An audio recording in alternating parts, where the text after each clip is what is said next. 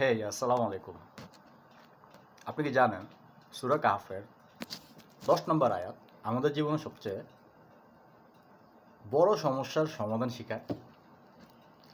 এই আয়াতে বলা হয়েছে কিছু যুবক আসহাবে কাফের সেই যুবকদের কথা বলা হয়েছে আল্লাহর কাছে দোয়া করেছিল, হে আমাদের রব, তুমি আমাদের উপর রহম দাও এবং আমাদের কাজকে সঠিক পথ দেখাও।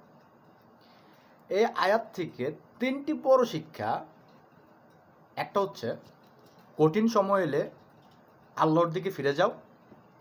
যেমন সেই যুবকরা যারা আসহাবে কাফে আশ্রয় নিয়েছিল, তারা বিপদে পড়ে আল্লাহর কাছে দোয়া করেছিল। হ্যাঁ, নিজের শক্তির উপর না, বরং আল্লাহর উপর ভরসা করো। আমরা অনেকে নিজেদের শক্তির উপরে অনেক অটুট থাকি। হ্যাঁ, ওই সময় আল্লাহ তাআলা বলছে, দেখো তোমরা নিজেদের শক্তির উপর না, বরং আল্লাহর উপরও ভরসা রাখো। হ্যাঁ, তারা গুহাবাসী আশ্রয় নিয়ে আল্লাহর সাহায্য চেয়েছিল। তারা ওই যে আপনার আসহাবে কাফ, ওই সমস্ত যুবকরা আল্লাহর কাছে আশ্রয় নিয়েছিল গুহাতে আটকে পড়ে। সঠিক পথ চাও এবং দুনিয়ায় না আখিরাতের জন্য।